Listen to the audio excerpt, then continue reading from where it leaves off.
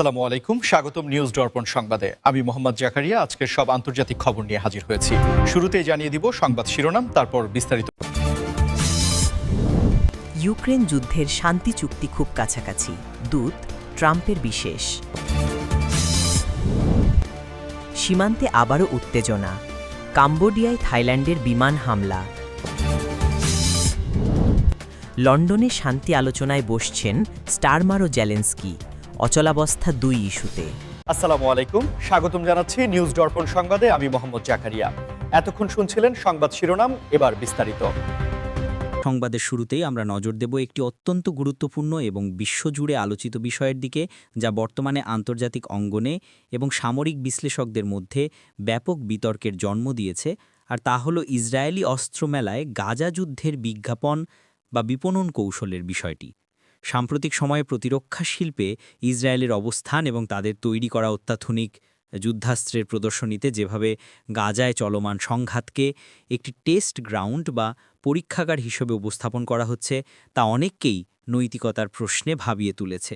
আন্তর্জাতিক বিভিন্ন গণমাধ্যমের প্রতিবেদন অনুযায়ী বিশ্বের বিভিন্ন স্থানে আয়োজিত অস্ত্রমেলায় ইসরায়েলি কোম্পানিগুলো তাদের ড্রোন, মিসাইল ডিফেন্স সিস্টেম এবং সাইবার ওয়ারফেয়ার প্রযুক্তিগুলো ক্রেতাদের সামনে তুলে ধরছে, এবং সেখানে একটি অন্যতম বিক্রয়লভ্য যুক্তি বা সেলিং পয়েন্ট হিসেবে ব্যবহার করা হচ্ছে যে এই অস্ত্রগুলো গাজার যুদ্ধে সরাসরি ব্যবহার করা হয়েছে এবং এগুলোর কার্যকারিতা বাস্তব যুদ্ধক্ষেত্রে প্রমাণিত। বিষয়টি একটু গভীরভাবে বিশ্লেষণ করলে দেখা যায়, সামরিক বাণিজ্যের ক্ষেত্রে ব্যাটল টেস্টেড বা যুদ্ধে পরীক্ষিত তকমাটি যে কোনো অস্ত্রের দাম এবং চাহিদা বহুগুণ বাড়িয়ে দেয়। আর ঠিক এই সুযোগটি কাজে লাগাতে চাইছে সংশ্লিষ্ট নির্মাতা প্রতিষ্ঠানগুলো, যেখানে তারা ক্রেতাদের বোঝাচ্ছে যে ল্যাবরেটরির পরীক্ষায় নয়, বরং সত্যিকারের যুদ্ধের ময়দানে এই প্রযুক্তিগুলো কতটা নির্ভুলভাবে কাজ করেছে। তবে এই বিপণন কৌশলের বিরুদ্ধে মানবাধিকার সংস্থাগুলো এবং সাধারণ মানুষের মধ্যে তীব্র ক্ষোভের সঞ্চার হয়েছে, কারণ তারা মনে করছেন একটি মানবিক বিপর্যয় এবং হাজার হাজার মানুষের প্রাণহানির ঘটনাকে ব্যবসার হাতিয়ার হিসাবে ব্যবহার করা বা যুদ্ধের ভয়াবহতাকে পুণ্যের বিজ্ঞাপনে রূপান্তর করা অত্যন্ত অমানবিক এবং অগ্রহণযোগ্য। সামরিক বিশ্লেষকরা বলছেন, আধুনিক যুদ্ধ এখন আর কেবল মাখের লড়াইয়ে সীমাবদ্ধ নেই, বরং এটি একটি বিশাল অর্থনৈতিক ইকোসিস্টেমের অংশ হয়ে দাঁড়িয়েছে, যেখানে এক পক্ষের ধ্বংসযজ্ঞ অন্য পক্ষের জন্য নতুন প্রযুক্তির কার্যকারিতা প্রমাণের সুযোগ হয়ে উঠছে। এই অস্ত্রমেলাগুলোতে দেখা গেছে ইসরায়েলি কোম্পানিগুলো তাদের সার্ভেইলেন্স ড্রোন এবং আর্টিফিশিয়াল ইন্টেলিজেন্স বা কৃত্রিম বুদ্ধিমত্তা চালিত টার্গেটিং সিস্টেমগুলোর ওপর বিশেষ জোর দিচ্ছে, যা জনাকীর্ণ এলাকায় টার্গেট শনাক্ত করতে সক্ষম বলে দাবি করা হচ্ছে।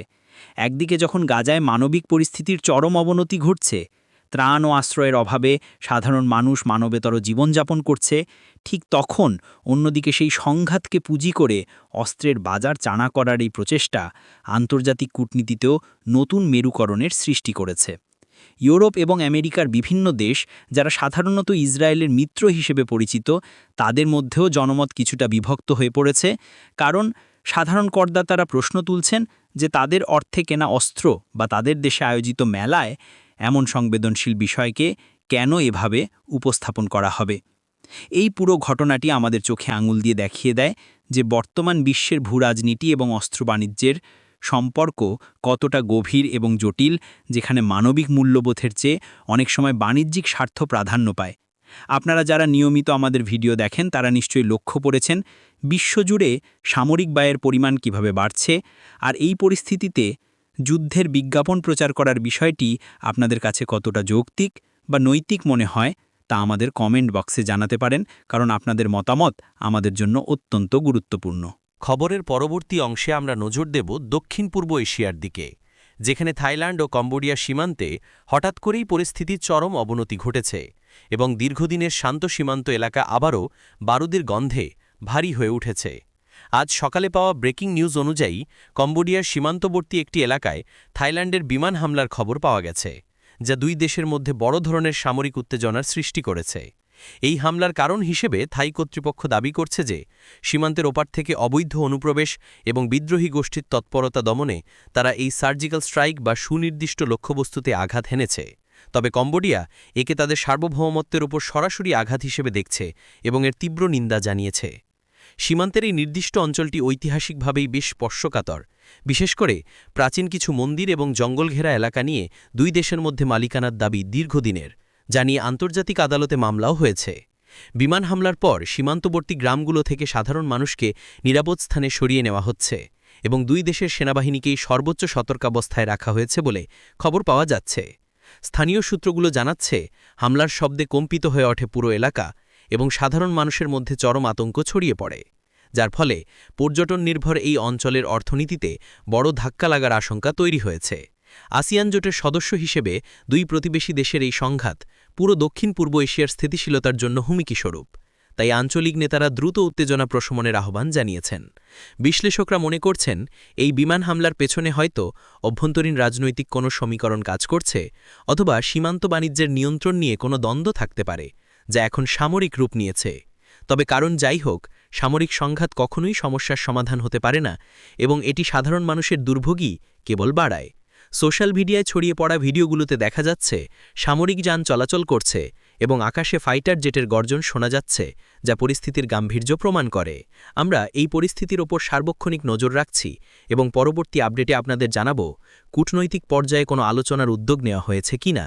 আপনারা যারা এই মুহূর্তে ভিডিওটি দেখছেন, ভিডিওটিতে একটি লাইক দিয়ে আমাদের সাথে থাকুন, কারণ আপনাদের সাপোর্ট আমাদের নিরপেক্ষ সংবাদ প্রচারে উৎসাহিত করে। আমাদের আজকের শেষ এবং অত্যন্ত গুরুত্বপূর্ণ খবরটি আসছে লন্ডন থেকে, যেখানে যুক্তরাজ্যের প্রধানমন্ত্রী কিয়ার স্টারমার এবং ইউক্রেনের প্রেসিডেন্ট ভলোদিমির জেলেন্সকি এক রুদ্ধদ্বার বৈঠকে বসতে যাচ্ছেন।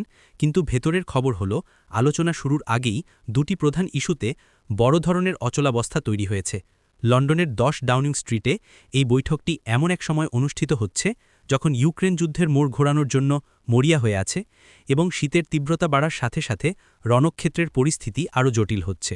বিশ্বস্ত সূত্রের খবর অনুযায়ী যে দুটি ইস্যুতে স্টারমার ও জেলেন্সকির মধ্যে মতপার্থক্য বা ডেডলক দেখা দিয়েছে, তা হল দূরপাল্লার মিসাইল ব্যবহারের অনুমতি এবং ন্যাটো সদস্যপদ নিয়ে যুক্তরাজ্যের সুনির্দিষ্ট প্রতিশ্রুতি। জেলেন্সকি চাইছেন ব্রিটিশ স্টর্ম শ্যাডো মিসাইল দিয়ে রাশিয়ার ভূখণ্ডের গভীরে আঘাত হানার পূর্ণ অনুমতি, কিন্তু স্টারমার প্রশাসন এই মুহূর্তে রাশিয়ার সাথে সরাসরি সংঘাত বা পারমাণবিক উত্তেজনার ঝুঁকি এড়াতে কিছুটা রক্ষণশীল অবস্থান নিচ্ছেন। অন্যদিকে ইউক্রেনের ন্যাটোর সদস্যপদ পাওয়ার প্রক্রিয়াটি দ্রুততর করার জন্য লন্ডনের কাছ থেকে যে ধরনের লিখিত গ্যারান্টি বা নিরাপত্তা চুক্তি জেলেন্সকি আশা করছেন, তা দিতে বর্তমান ব্রিটিশ সরকার কতটা প্রস্তুত তা নিয়ে সংশয় রয়েছে। এই বৈঠকের দিকে কেবল লন্ডন বা কিয়েভ নয়, বরং পুরো ওয়াশিংটন এবং ব্রাসেলস তাকিয়ে আছে, কারণ এখান থেকে যে সিদ্ধান্ত আসবে তা আগামী দিনের যুদ্ধের গতিপথ নির্ধারণ করবে। স্টারমারের জন্য এটি একটি বড় কূটনৈতিক পরীক্ষা, কারণ ব্রেক্সিট পরবর্তী ব্রিটেনে তিনি নিজেকে একজন শক্তিশালী বিশ্বনেতা হিসাবে প্রতিষ্ঠিত করতে চাইছেন, আবার একই সাথে অভ্যন্তরীণ অর্থনীতি ও জ্বালানি সংকট সামাল দিতে তাকে হিমশিম খেতে হচ্ছে। বৈঠকের আগে দেওয়া বিবৃতিতে জেলেন্সকি বলেছেন যে শান্তি আলোচনার টেবিলে শক্তিশালী অবস্থানে বসতে হলে ইউক্রেনের হাতে পর্যাপ্ত অস্ত্র এবং রাজনৈতিক সমর্থন থাকা জরুরি, নতুবা কোনো আলোচনাই ফলপ্রসূ হবে না। তবে ব্রিটিশ কর্মকর্তারা আড়ালে বলছেন যে আমেরিকার ক্ষমতার পালাবদলের আগে ব্রিটেন একা কোনো বড় ঝুঁকি নিতে চাইছে না, যা এই অচলাবস্থার অন্যতম কারণ হতে পারে। এই হাই প্রোফাইল বৈঠকের ফলাফল শেষ পর্যন্ত কী হয় তা জানার জন্য আমাদের অপেক্ষা করতে হবে। তবে এটা নিশ্চিত যে লন্ডন এখন ইউরোপীয় কূটনীতির কেন্দ্রবিন্দুতে পরিণত হয়েছে।